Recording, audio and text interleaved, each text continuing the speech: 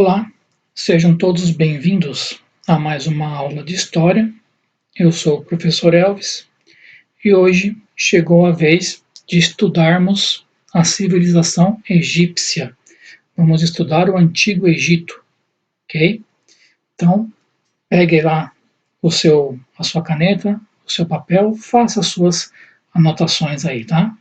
Em aulas anteriores, nós já falamos sobre as primeiras civilizações da antiguidade que se desenvolveram ali na Mesopotâmia.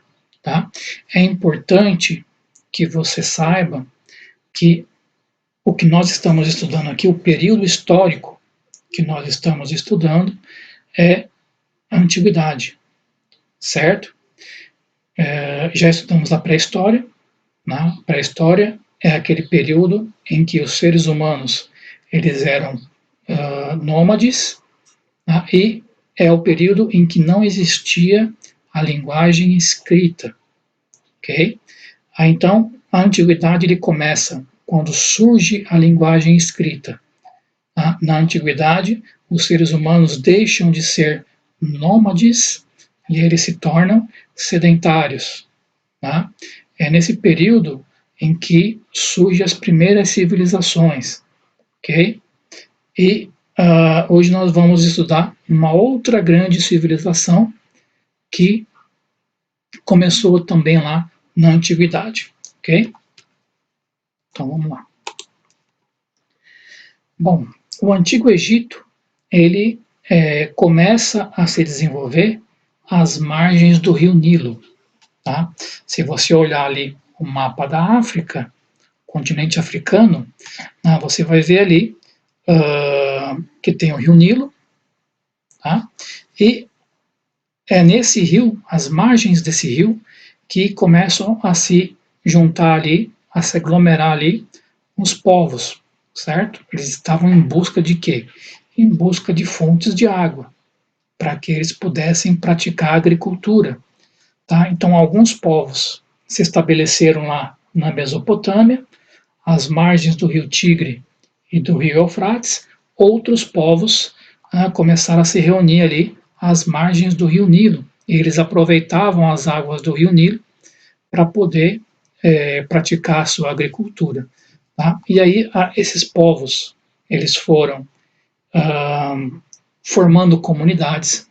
Essas comunidades recebem o nome de nomos. O que são os nomos? São as comunidades que começaram a se juntar ali, a se formar ali às margens do Nilo.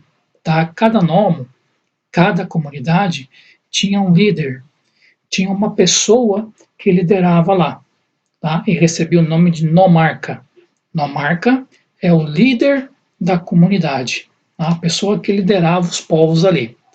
Tá? Com o passar do tempo, essas comunidades elas foram se desenvolvendo, tá? A população foi aumentando, tá? E essas comunidades elas começaram a se unir umas às outras, começaram a se juntar.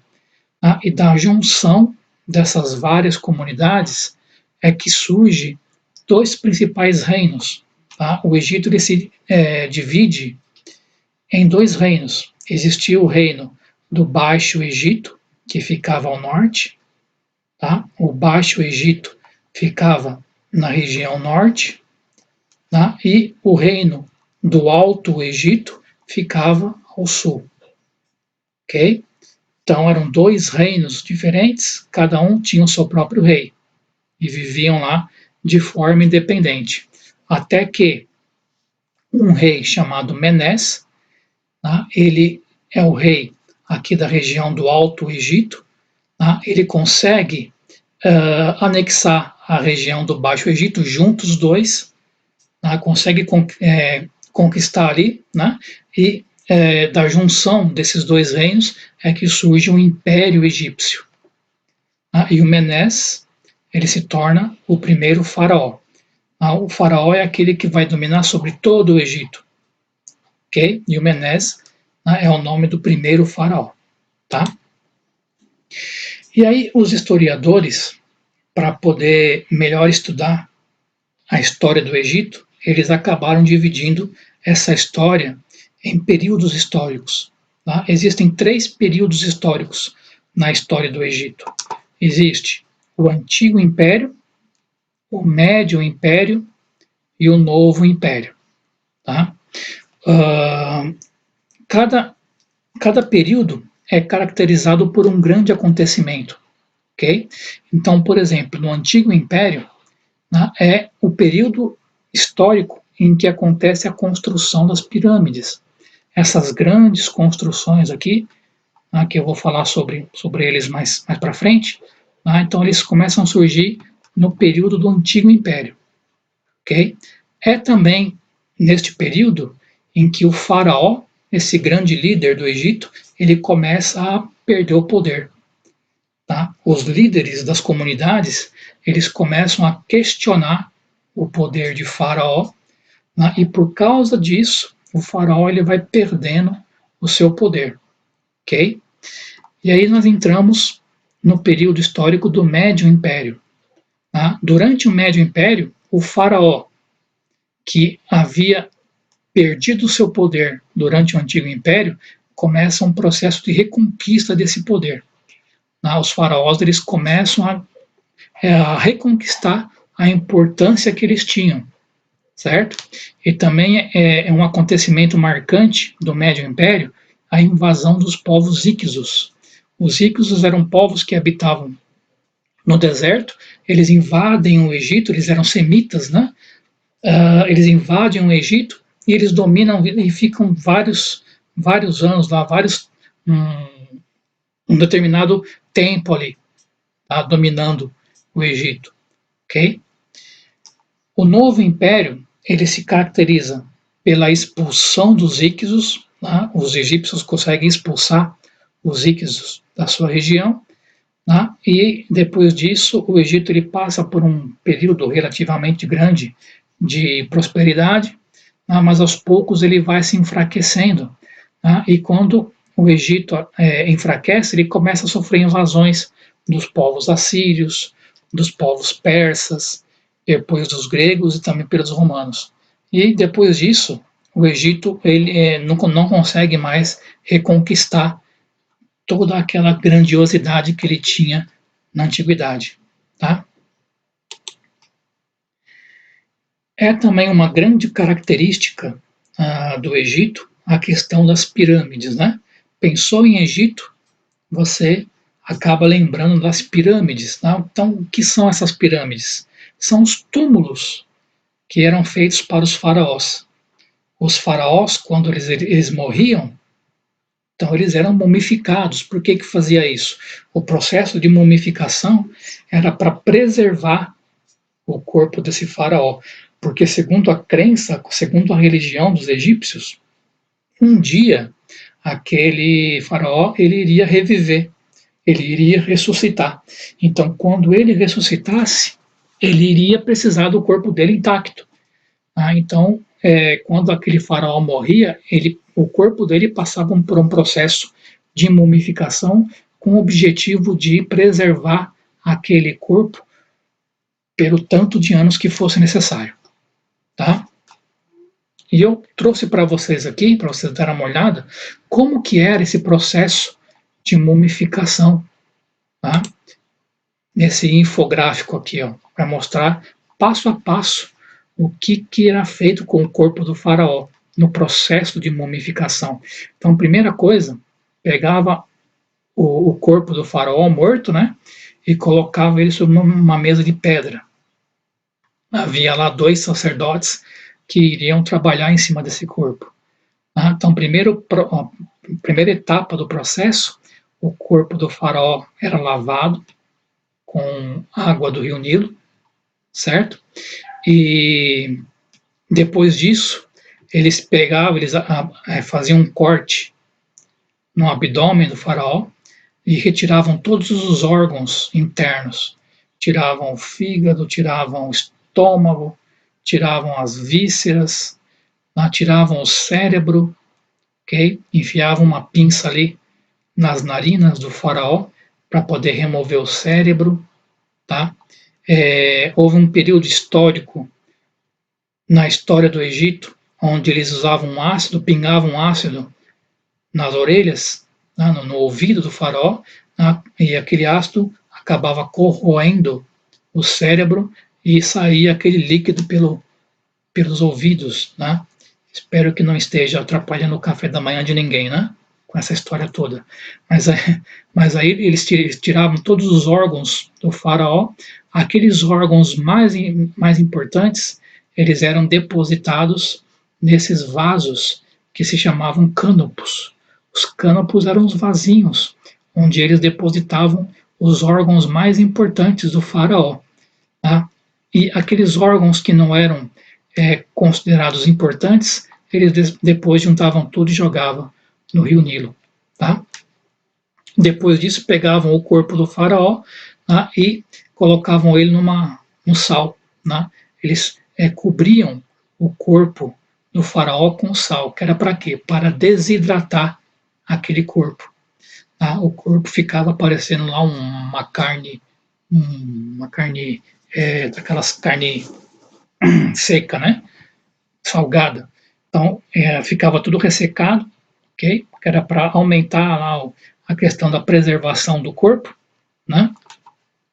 E depois eles pegavam esse corpo ressecado, davam um outro banho com as águas do rio Nilo, preenchiam o corpo do faraó com serragem, com folhas secas, né? Davam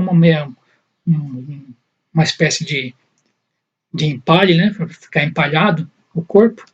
Né? E por fim, eles enrolavam esse corpo em bandagens, né? Enrolavam lá nas faixas, eram várias camadas de faixas, né? 5 a 6 camadas, né? E eles também tinham cuidado de incluir ali também alguns amuletos, né? Que eram os amuletos místicos para proteger a alma do faraó no mundo dos mortos. Então esse era todo o processo que eles faziam, um processo que demorava 70 dias, né?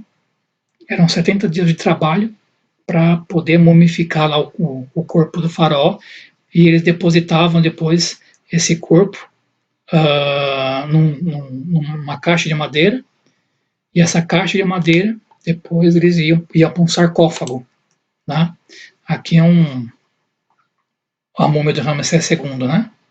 Que foi descoberta lá pelos arqueólogos, uma das múmias mais bem preservadas que foi encontrada, do faraó Ramsés II.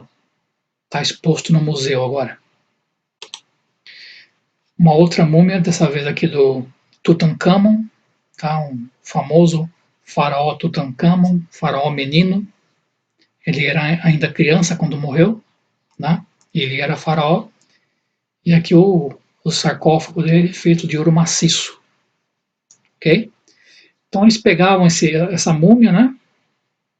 Depois de todo esse processo, e depositavam lá na pirâmide, né? A pirâmide, conforme você pode ver aqui na imagem, ele tinha várias câmaras, né? vários recintos, cada um com um objetivo. Então tinha um espaço que era destinado ao corpo de faraó, tinha um espaço que era destinado a armazenar os pertences de faraó, né? Porque quando o faraó morria, não apenas a múmia ficava lá, mas os pertences do faraó também, né? Porque eles acreditavam que quando o faraó ressuscitasse, ele ia precisar daqueles pertences depois, né? E, inclusive, também os animais de estimação do faraó também eram mumificados e deixados na pirâmide.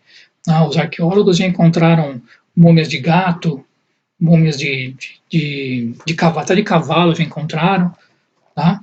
Então, eles eram os animais que pertenciam ao faraó, inclusive os próprios servos de faraó, quando o faraó morria, os próprios servos eram mumificados vivos ainda, tá? E eram colocados lá dentro da pirâmide também.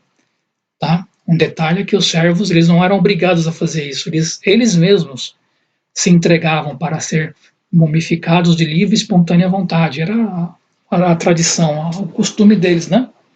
Para você ver como que era interessante esse costume. Existem mais de 100 pirâmides espalhadas pelo Egito.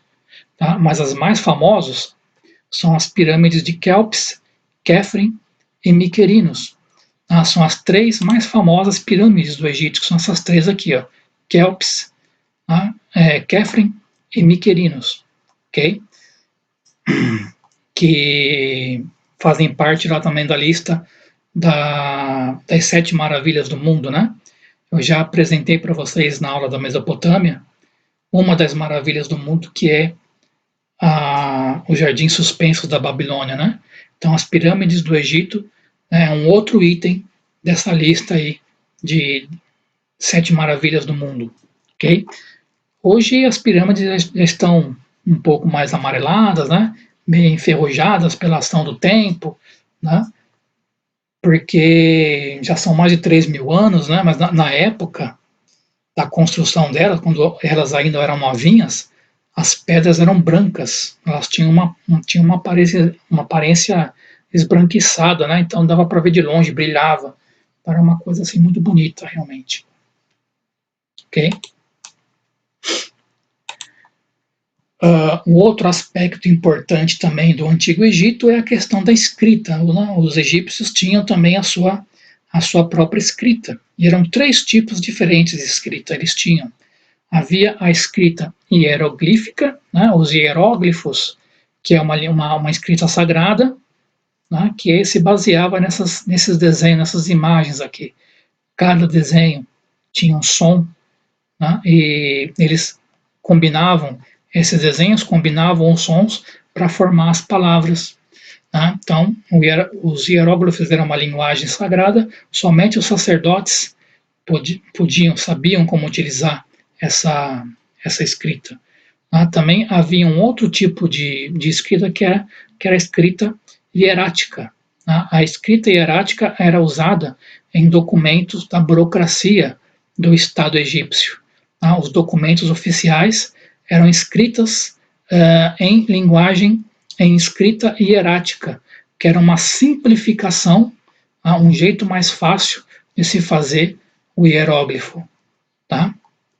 E para o dia a dia, para mandar uma mensagem para uma outra pessoa, para a comunicação diária, eles utilizavam a escrita demótica, né, que era uma escrita que se assemelha muito à escrita cursiva. Inclusive, se você reparar bem, parece muito com o árabe, né? Uma outra coisa também interessante na civilização egípcia é a religião, né? Que é uma religião politeísta. Tá? Politeísta significa que eles tinham vários deuses, oravam para vários deuses, acreditavam em vários deuses. Tá? É ao contrário de monoteísta, ok? Uma religião monoteísta acredita em um único Deus, tá? Ora para apenas um único Deus, certo? Politeísta tem vários deuses. Tá? Então, os egípcios, eles eram politeístas, tinham vários deuses, criam em vários deuses. Tá? E eles tinham essas características aqui, né? Alguns desses deuses, eles tinham uma aparência humana. Tá? Quando o Deus tem uma aparência humana, nós dizemos que ele é um Deus antropomórfico. Tá? Antropo significa humano, homem. Né? E mórfico significa forma. Então, antropomórfica em forma humana, em forma de homem. Okay? Havia também aquele Deus que ele era inteiro em forma animal, como, por exemplo, o deus Tote, ou deus Tut, que era um deus da escrita, o escriba dos deuses egípcios. Ele era todo em forma de animal, ele era em forma de babuíno. Então, quando o deus egípcio ele é todo em forma animal, nós dizemos que ele é um deus zoomórfico. Zoo significa animal. E alguns deuses também, ele tinha a característica de ter um corpo humano com a cabeça de um animal. Tá? Neste caso, nós dizemos que era um deus antropozoofomórfico, em forma humana e em forma de animal. Tá? E existiam vários tipos de deuses, né? Vários deuses, como eles eram politeístas, né? Coloquei alguns aqui só, né? Tinha o deus Ra, que era o deus Sol, que é esse daqui, Havia também a deusa Ísis, que é a deusa do amor e da magia, que é essa daqui. Havia também o deus Osíris, que é o deus dos mortos, habitava o mundo dos mortos lá, fazia o julgamento dos mortos, certo? Que, inclusive, segundo a mitologia egípcia, o deus Osíris, ele é a primeira múmia do Egito, foi a primeira múmia do Egito, tá? O primeiro a ser mumificado foi ele. E havia também o deus Horus, que é o deus dos céus, okay? Que é esse daqui, ok? Então, muito obrigado pela atenção de vocês. Essa foi a nossa aula de hoje e até a próxima.